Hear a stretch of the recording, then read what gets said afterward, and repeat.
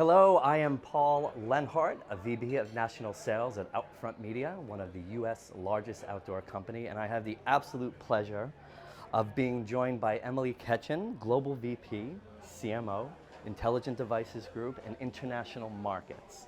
Did I get all that? You got all that perfectly, Paul. So good to see you. So good to see you, thank you. There's a whole list of other of activities you're involved in, but way too long to list at this point. So suffice to say that you're very passionate about the job, and that's why I'm excited about having a conversation with you. This feels a bit behind the scenes, does it not? It Like, does. right? And there's like a little something happening behind us here. There is. It's very cool. It's wonderful to be here. What a nice little nook we're in. Love it. I'm going to go a little bit behind the scenes with the questions, if that's okay with you. Sounds perfect. Right? Let's yeah. have some fun. Let's do it. So I was listening to you speak recently, and listen, if we took AI out of the conversation, I think that you'd find what's left as core topics here at Cannes this year sort of revolve around the idea of diversity, equity, inclusion. And I know that you're extraordinarily passionate about that, and you bring that to your profession in a very authentic way, if I may. So in your conversation, you had spoken a lot about how childhood experiences sort of shape that philosophy and how you bring it to your career now. So I wanted to talk about that first, if that's okay. Is that not too like? I think it's great. No, let's talk about it. So the reason I think I talk about the connection between that and my childhood is I grew up as a child of what we would call the third culture. And what that really means is, first of all, we moved around a tremendous amount when I was a kid, and we were not affiliated with a military base or necessarily a single culture. So I have an American father, Scottish mother. We lived in Greece, France, Norway, Spain, Scotland. Wow.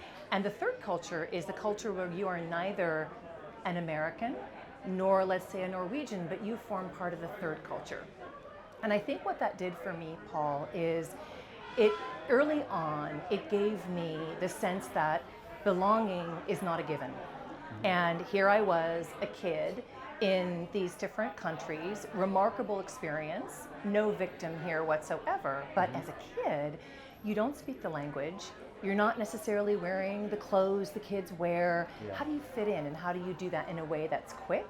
And I think that really, if I pause to reflect, it made me a student of humanity. And I think the student of humanity takes you to a place where you're constantly observing how others are. And so in that you see what diversity, equity, and inclusion are all about. Sure. Who is included, who is not. And so that, let's call it the table setting, Yeah. is I think what formed that in me really strongly at a young age. That is beautiful, because it's really at its core, it's empathy, right? It's looking at a situation and saying, how do I make everyone feel like their voice means something? That's right. Empathy, and I think coming from feeling like you might have been on the outside, how important it is for you to include. So it prompts an action to make sure other people don't feel that way. So you've brought that through with you to your career now, which is really an authentic way of approaching it, and it's very admirable. And I think that another piece that I wanted to touch on real quick was that your passion for the tech world really started on the agency side. Is that correct? And I think within that, the tech industry is these executive roles are a bit male dominated. So thinking back once again to sort of growing up, and then navigating that to what is a very successful career now. How was that? How did you navigate those pieces? What is that like? So Sure. This is one that harkens again back to my childhood when I had the opportunity. Now, Paul, I will say it maybe didn't feel like an opportunity in the moment, but I was one of 4 girls in an all-boys boarding school at the age of 10. So my parents decided that my education should be a little bit more consistent. They wanted it to be sort of UK-based. We were living in Europe at the time. And I went into this boarding school that had been all boys for 100+ years. And the school recognized that in order to really be able to thrive, they needed to include women, at the time little girls, into that school. And that was an incredibly seminal growth time for me. My older brother was there, so I had a layer of familiarity, and Yeah. he was always looking out for me.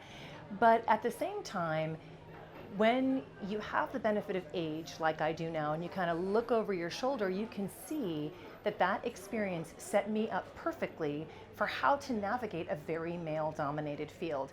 There are many times today when I'm the only woman at the table, whether it's breaking bread and eating, or whether we're discussing matters, and whether we're digging in and really unlocking issues and having debates and discussions. Sure. So my level of comfort with that goes back decades to a time when we were the first ones and we were the first girls, and the school is now more than 50-50, and those three other women and I are still very, very good friends. But it set me up to understand how that felt from a very young age, and for me it equals being very comfortable. I love that, and I appreciate you setting that up, because I wanted to talk for a minute about Lenovo's philosophy on smarter tech for all. So you've spoken a bit about inclusivity. You've spoken about navigating the corporate world a bit, right?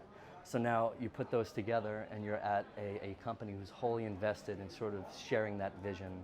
Can you talk a little bit about that? I can, and sharing that vision in all of the 180 markets that we serve, right? So smarter technology for all is the real desire to fuse innovation with the democratization of technology. We believe everybody deserves to have technology, whether it's mobile from Motorola, or a tablet, or a laptop, services and solutions that go along with that to make your life easier.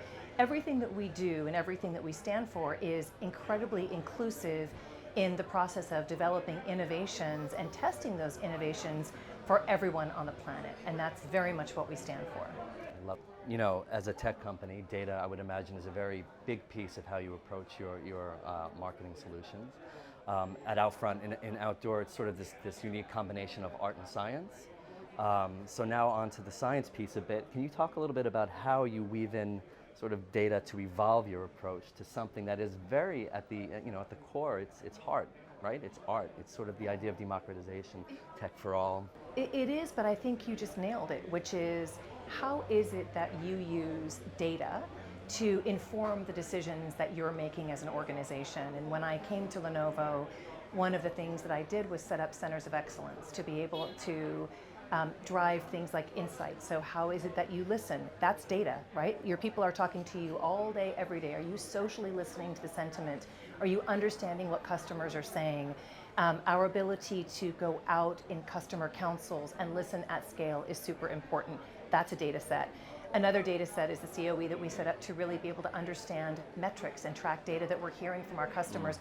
What's working? The beautiful part of media today is you can learn so much from the behavior of what's happening, and what is it that's resonating with your audience, and how do you then push that forward? What about elements like testing, so that you're using that data to inform the decisions that you're moving forward? So it's very data rich. The key is how you use that, and that has had a lot to do with our centers of excellence that, frankly speaking, inform our organization and help to modernize marketing from top to bottom. I think it's such an important part of being a great marketer is understanding technology and its role in marketing. Yeah. And you just hit on it. How do we take that data, synthesize that data, and fuse the art and the science? I love that. It's a perfect example. That's great. I saw the list of things you have to do today, so I want to be extraordinarily respectful of your time. But as a sub-bullet to that, you have your centers of excellence. How do you, as a CMO, sort of have your longer-term vision and then be able to manage what might be data noise or like short-term, whatever you want to call it, that may suggest either we deviate or we do something a bit different? I think it's a great question. You have to be adaptable. We've talked a lot about the pandemic bringing this whole notion of pivot to everybody's lexicon. I think it's no different as a chief marketing officer, right? You have to be able to understand data. You must be fluent in that data. You have a long game. You have a long-term vision, but you have to be able to adapt if something changes. Yeah. Things change geopolitically. Things change, socially. Causes change. People change. Are you in tune with that? Again, I think it comes back to being a real student of humanity and knowing how to adapt your marketing, your sensitivities, your approach to the world around you. Very, very smart. Very smart. I saw that in a very recent campaign that you had done using some digital out of home. So selfish promotion there, but some digital out of home, using creators and sort of bringing them into your brand. So that's really cool to see. Do you want to speak about that for a second? Yeah, I think it's really important to be able to tap into really what we see as creators today. And as a brand, in this particular case, we were launching our brand new yoga products. We wanted to make sure that we put digital and art at the center of that. And so it actually was a all digital launch. And we worked together with you to really be able to tell that story in a way that's incredibly compelling, where artists and creators, which I think are so much a part of culture today, can express themselves and leave that indelible print on the world, which is extraordinary when you think about the fusion of technology and sort of the non-technical landscape, and how you bring those two together to tell amazing brand stories, but also to truly honor creators who we believe are at the center of where culture, what millennials are thinking about, what Gen Z is thinking about, is that expression. And art is good for everybody on every level, I think. Yeah, that's great. And it's sort of a testament to when you put the idea and you put the rigor behind the work and you centralize the idea, sort of the media support behind it falls into place, and that's really cool. Let's wrap up with a very broad question here. So what are you most looking forward to learning or hearing more about here at Cannes this week, now that it's, what day is it? Monday, Wednesday, Friday? We're day one. We're just at the very beginning. We'll ask each other at the end of the week. We'll wrap up, yeah. I think, like a lot of folks, I'm super interested in understanding how we think AI will affect brands and marketing, and those are not the same thing, right? So I'm super interested to see how that dialogue unfolds. There's a lot of conversation here around that, and obviously for our organization and our company, being able to provide sort of the compute power behind AI will be very interesting to see how that comes together. I'm super excited to see more about the winners. I have so much respect for the jury. It is a tough job, amazing entrants, and I think always the work for purpose, the work that tells stories. I think, there's a big responsibility that comes with being able to tell stories in a compelling and creative way. We have a responsibility to tell those stories and guide brands towards humanity, and we think about that all the time in the context of smarter technology for all. But I'm super excited to see what the jury decides, where the dialogues on AI go. There's a lot of work, I think, around the metaverse that'll be very interesting to see, and new and unique formats like your very own, right? Yeah. Where will you take creativity next? I think will be super exciting to see. Nowhere but up, I can promise you that, Emily. Thank you so much for taking the time. You're clearly at the right place at the right time there at Lenovo. Looking forward to hearing more from you in the future, and thank you again. That's a wrap from Cam.